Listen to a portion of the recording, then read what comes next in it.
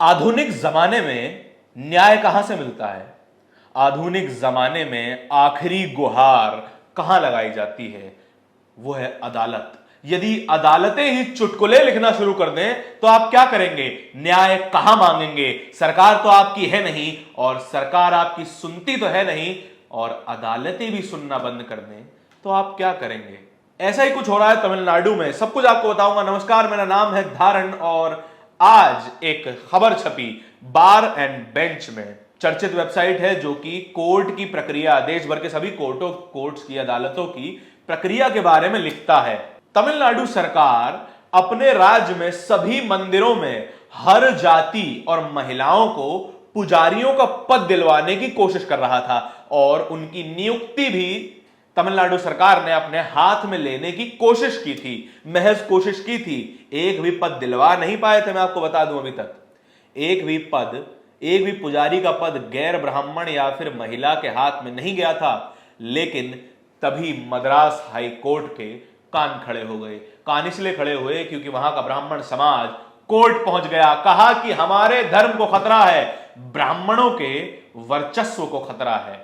ब्राह्मणों का वर्चस्व कैसे है? ब्राह्मणों का वर्चस्व इस तरीके से है कि जो शास्त्र व्यवस्था, जो वर्ण व्यवस्था, जाति व्यवस्था उन्होंने बनाई, उसमें सबसे ऊपर खुद को रखा, सभी सुविधाएं खुद के लिए रखी, और बाकी सभी को हाशिए पर पटक दिया। जो उनकी सुरक्षा कर सकते थे, जो उनके रक्षक बन सकते थे, उनको उन्होंने क्षत्रिय बनाया। जो उनके लिए सेवाएं दे सकते थे, जो उन्हें पैसा दे सकते थे, उन्होंने वैश्य बनाया। और जिनके पास ना ही शारीरिक शक्ति थी, ना ही आर्थिक शक्ति थी, उन्हें दलित कह दिया गया, उन्हें अछूत कहा गया। ब्राह्मण उनसे असल में डरते हैं, उनकी परछाई से भी डरते हैं।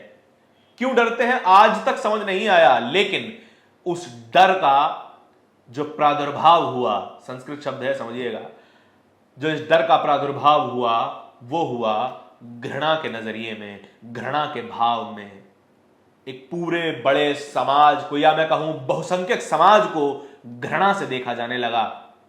और जबकि व्यवस्था बनाई ब्राह्मणों की थी, उन्हें मंदिरों में जाना वर्जित कर दिया गया। वो गर्भगृह में नहीं जा सकते थे, विग्रह को छू नहीं सकते थे, मूर्तियों को छू नहीं सकते थे। क्या ये मद्रास हाईकोर्ट को नहीं दिखाई देता कि जब संविधान कहता है कि जन्म के आधार पर, जाति के आधार पर, लिंग के आधार पर, भाषा के आधार पर और जन्म स्थान के आधार पर हम किसी से भेदभाव नहीं करते, लेकिन मद्रास हाईकोर्ट को यह नहीं दिखता। संविधान की बातें मद्रास हाईकोर्ट को सुनाई नहीं दे रही हैं। जो संविधान न्यायपालिका को सर्वोच्च अधिकार देता है, सर्वोच्च ताकत देता है न्याय करने की, न्याय देने की, उसी संविधान में लिखी बातें मद्रास हाईकोर्ट को सुनाई नहीं दे रही हैं। यदि मैं ऐसी ही बातें करता रहा तो शायद कंटेम्प्ट ऑफ कोर्ट भी लगाया जा सकता है, लेकिन न्याय की बात करना न्यायालय के विरुद्ध अन्याय नहीं है और ना ही अपराध है। सुनिए इस मामले पर दिलीप मंडल ने क्या कहा। बड़े ही अच्छे पत्रकार हैं और बहुजनों की आवाज उठाते रहते हैं। ट्विटर पर वो लिखते हैं, तमिलनाडु सरकार सभी जातियों और महिलाओं को पुजारी नियुक्त कर रही थी। मद्रास हाई कोर्ट ने कहा कि अगम शास्त्र से चलने वाले मंदिरों में सरकार पुजारी नियुक्त नहीं कर सकती, क्योंकि अगम शास्त्र के मुताबिक महिला और गैर ब्राह्मण गर्भगृह में प्रवेश नहीं कर सकते। यह भेदभाव नहीं है तो क्या है? और जब अदालतें ही इस भेदभाव का समर्थन करने लगे तो हम न्याय मांगे कहां पर, और न्याय की अपेक्षा करें कहां? ऐसा दंड विधान जो सूली पर लटक गया है, ऐसा शास्त्र जो इंसान को इंसान से अलग करता है, उस दंड विधान, उस शास्त्र की कोई जरूरत नहीं है। इस देश का SC ST OBC समाज सालों से इस बात की लड़ाई लड़ रहा है कि जो मंदिर हमारे पैसों से चलते हैं, जो मंदिर हमारे दिए गए दान से चलते हैं, उन्हीं मंदिरों में हमारा जाना वर्जित क्यों है?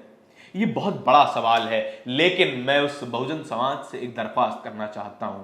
पूरे बहुजन समाज को यह समझना होगा, जहां जाने पर आपको सम्मान न मिले, जहां जाना आपका वर्जित हो, तो आप वहां की दान पेटियों में अपनी मेहनत का पैसा डालते क्यों हैं? उस चौखट पर चढ़ते क्यों हैं जहां आपकी इज्जत ना हो? असल में इसका एक ही समाधान है। समाधान यह है कि मंदिरों का बहिष्कार किया जाए और उन सभी मंदिरों में जाना छोड़ दीजिए। मैं कहूंगा सभी मंदिरों में जाना छोड़ दीजिए जहां आपको शूद्र समझा जाता है, जहां आपकी इज्जत नहीं होती, जहां आपको इंसान नहीं समझा जाता। ब्राह्मण है कौन? ब्रह्मा के मुख से उत्पन्न हुआ व्यक्ति ब्राह्मण है। क्या यह बात ब्रह्मा ने आके आपको बताई थी? सवाल कीजिए। किसी व्यक्ति ने अपनी किताब में लिख दिया कि सूर्य पश्चिम से उगता है, तो कल को क्या सूर्य का इंतजार आप पश्चिम में करने लगेंगे? किसी व्यक्ति ने अगर लिख दिया कि इंसान अपने पैरों से भोजन करता है, तो पैरों से भोजन करने लगेंगे क्या? यदि किसी ने लिख दिया ब्राह्मणों का या किसी खास वर्ग का, एक छोटे से वर्ग का उत्पत्ति ब्रह्मा के मुख से हुई है, या फिर ब्रह्मा उन्हें ज्यादा प्रेम करते हैं, तो क्या आप मानने लगेंगे? ब्राह्मण का अर्थ क्या है? पंडित का अर्थ क्या है? पढ़ा लिखा व्यक्ति पंडित है। किसी भी व्यक्ति का जन्म कहीं भी हुआ हो, किसी भी व्यक्ति के माता पिता किसी भी जाति से हो, या माता पिता को ज्ञान हो ना हो, यदि उस व्यक्ति के पास ज्ञान है, यदि उस व्यक्ति के पास बुद्धि है समाज को समझने की, समाज को बेहतर बनाने की, तो वो पंडित है। लेकिन इस व्यवस्था में रहना ही क्यों है, ये मेरा सवाल है। आपको पंडित कहलाना ही क्यों है? आपको ब्राह्मण कहलाना ही क्यों है? आपको कोई शूद्र कहे ही क्यों? अगर व्यवस्था आपने नहीं बनाई, व्यवस्था में भागीदारी आपकी नहीं है, तो आप उस व्यवस्था में बैठे क्यों हैं? उस व्यवस्था को छोड़िए। जिस दिन आप इन पंडितों को दान देना बंद कर देंगे, ये पंडित आपके पैरों में गिर के आपसे क्षमा मांगेंगे। उन सभी को कर्मों की जो उन्होंने आज तक आपके साथ किए हैं, उन सभी अन्यायों की जो आपके साथ आज तक होते आए हैं। इस वीडियो के बारे में आपकी क्या प्रतिक्रिया है, क्या विचार है, हमें कमेंट सेक्शन में जरूर बताएं। धन्यवाद। नेशनल दस्तक की आपसे गुजारिश है कि अगर इसको बचाना चाहते हैं तो नेशनल दस्तक को सब्सक्राइब करने के लिए रेड कलर के सब्सक्राइब बटन को दबाएं, फिर बेल आइकन की घंटी दबाएं। नेशनल दस्तक को बचाने के लिए बहुत जरूरी है कि हर खबर को शेयर करें, लाइक करें, कमेंट जरूर करें।